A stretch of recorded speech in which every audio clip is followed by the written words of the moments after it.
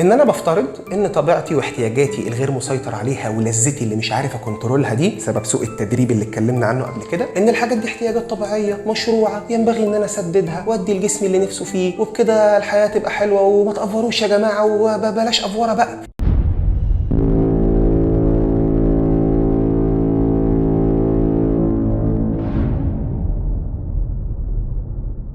سلام ونعمة، ازيكم عاملين ايه؟ اتمنى حضراتكم تكونوا بخير. النهارده ميعادنا مع الحلقة ال11 على ما اعتقد من كتاب التدريبات الروحية للكاتب الامريكي دالاس ويلر. ربنا يدينا نعمة وبركة ونتعلم ونتغير ونستفيد. يلا بينا.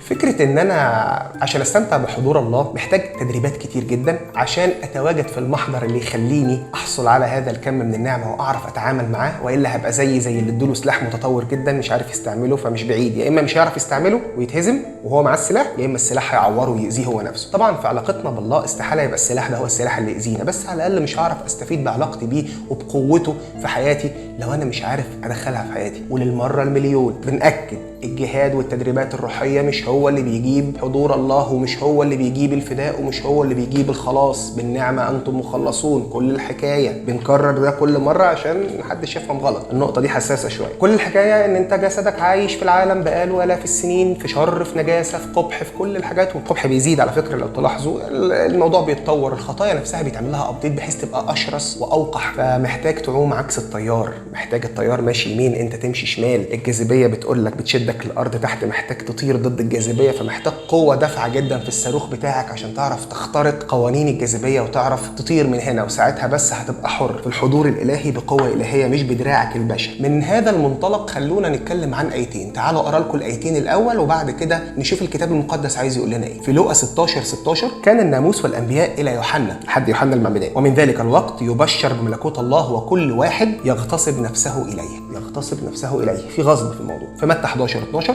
من ايام يوحنا المعمدان الى الان نفس المعنى، يعني ملكوت السماوات يغصب والغاصبون يختطفونه. ايه الكلام ده؟ عايزين نفهم يعني ايه. يعني ببساطه الكتاب بيأكد لك ان الموضوع فيه مجهود، فيه غصب. ينبغي الناس اللي بترفض كلمه حياه التغصب وانك تغصب نفسك تقوم تصلي وانت مش عايز، او تقرا كتاب مقدس وانت مش عايز ومستبشعها قوي. ليه؟ الكتاب بيأكد لنا ان الحاجات دي ضروريه واساسيه جدا وما ينفعش ان احنا نفكر بطريقه مختلفه. سؤال تاني للتفكير: هل نرفض تلك الحقيقه ام نهمل وجودها ولا ندرسها اصلا؟ فكر تاني. هل احنا عارفين القاعده دي بس بنرفضها بكامل ارادتنا، ولا احنا مش عارفينها لان ما فكرناش ندرسها اصلا؟ ببساطه الشيء اللي احنا بنرفضه هو الشيء اللي احنا قمنا بدراسته وتمحيصه كويس جدا، وساعتها يكون لنا اليقين ان احنا نقول لا انا مش عايز. لكن اللي حصل معانا عكس كده. اللي حصل ان احنا اغلبنا مش فاهمين الموضوع ده، احنا مش فاهمين ان دي ضروره، ان دي ضروره ملحه، ده احتياج ضروري. موضوع انك تغصب نفسك، انك تجاهد، انك تقوم عكس التيار، انك تبذل مجهود عكس رغبتك وسعادتك وعكس شعورك باللذه، وتصوم عن حاجات بتحبها وتترك حاجات بتحبها، ده ضروره ملحه. احنا فاصلين نفسنا عن حياه السيد المسيح وحياه القديسين اللي موجوده في العهد الجديد وفي العهد القديم كمان. بس انا بتك قوي على العهد الجديد لحد يفتكر اللي هو يا عم لا، الحاجات اللي انت بتقولها دي كانت عهد قديم، احنا اولاد النعمه اولاد العهد الجديد، وكأن دي دعوه للدلع والتهاون والتكاسل او التراخي. فاحنا بنهمل الموضوع ده. فتقول لواحد المسيح صام 40 يوم، انت فين من ده؟ يعني انت هو بيصوم ليه؟ لان هو محتاج، هو عنده خطيه بيصوم عنها مثلا؟ ما هو ما عندوش خطيه، هو بيصوم ده عشان يرسم لك طريق. انت فين من الصوم ده؟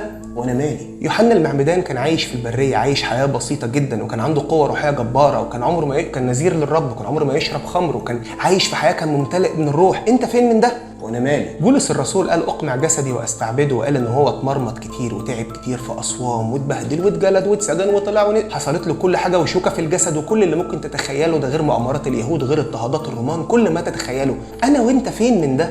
وانا مالي. بنتعامل مع الحقائق الروحيه دي على اننا مش محتاجينها بالمره، وده غلط تماما. احنا في شد الاحتياج ليها. ان كان بولس الرسول ويوحنا المعمدان كبشر كانوا محتاجين ده، فالمسيح ما كانش محتاجه. المسيح رسم لنا الطريق، السيد المسيح رسم لنا ده عشان يعرفنا يا جماعه انا مديكوا جسد، ده الكتالوج بتاع التعامل بتاعه، يا ريت ما حدش يفتي ويمد ايده من بره لانك كده هتخرج من الضمان. من فضلك اقرا الكتالوج والتزم انك لو عندك اي مشكله تعالجها زي ما موجود في الكتالوج. انا همارس لك الكتالوج على الارض لمده 33 سنه، بس النتيجه ان احنا مش بنرضى نفهم بالحاجات دي. ففي فجوه. ببص كده على الواقع اللي هو عاشه زمان، صعب قوي. بولس ويوحنا ده عاشوا حياه صعبه قوي، ده غير اللي مات منهم، غير اللي يعني غير اللي اتقتل، غير اللي اضطهد، غير اللي اتبهدل، غير اللي اتجلد. فبنستصعبها قوي. ركزوا بقى في التركه اللي جايه دي لان هي مهمه شويه، بحيث ان احنا مش عارفين نعيش زيهم ومستثقلين نمط الحياه زيهم وشايفينها صعبه ولا تعاش ومستحيله وكده. طب عايزين نسكت ضمايرنا، نعمل ايه؟ تعالوا نتكلم عنه. نتكلم كتير، مش مهم الافعال، كلام كلام، يلا نتكلم، يلا نذكر سيرتهم يا سيدي. انا بقول لك بص على السيره بتاع الطريق بتاعهم وتعلم من نهايه سيرتهم وتمثلوا بيهم، قلدهم، اعمل زيهم.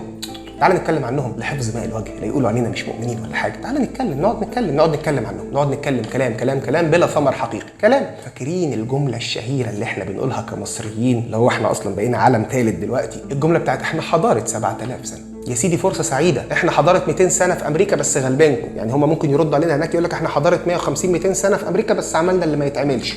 عملت ايه بحضارتك؟ لا بفخر بيها لكن ما عملتش فيها حاجه، اجدادي اللي عملوا الحمد لله بس انا زي الفل. احنا الكارثه لو بنتعامل بنفس المنطق ده في حياتنا الروحيه. اكتفائنا بالكلام وعدم ممارسه نمط الحياه اللي اسلافنا واجدادنا المؤمنين الحقيقيين عاشوها في العهد الجديد وفي العهد القديم بيؤدي النتيجتين، والنتيجتين اوحش من بعض. النتيجة الأولى إن أنا بفترض إن دي ممارسات أوفر شوية، كانت في الأزمنة الغابرة القديمة الماضي، ودي ناس أوفر وناس إكستريم جدا، أنا مش هقدر أعمل زيهم، والموضوع أوبشنال، يعني الموضوع اختياري، أنا ممكن أعمله أو ما أعملوش، ده مش طريق لازم أمشيه، فما تأفوروش. دي النتيجة الأولى ودي خطر. النتيجة الثانية وهي أخطر، إن أنا بفترض إن طبيعتي واحتياجاتي الغير مسيطر عليها ولذتي اللي مش عارف أكنترولها دي سبب سوء التدريب اللي اتكلمنا عنه قبل كده، إن الحاجات دي احتياجات طبيعية مشروعة ينبغي إن أنا أسددها وأدي الجسم اللي نفسه فيه، وبكده الحياة تبقى حلوه وما تأفوروش يا جماعه وبلاش افوره بقى. فانا عندي الرد اللي يخليني اتصرف دلوقتي، وعندي الرد اللي يخليني ما اعملش زي بتوع قبل كده، وده في حد ذاته كارثه لان انا ببرر لنفسي تقصيري. بكده تكون انتهت حلقتنا النهارده، ربنا يدينا نعمه وبركه ونتعلم ونتغير كلنا. من فضلكم ما تنسوش اللايك والشير على صفحه الفيسبوك والسبسكرايب وتفعيل الجرس على اليوتيوب تشانل عشان يوصل لكم كل ما هو جديد من الفيديوهات والكتب اللي بيتم تلخيصها.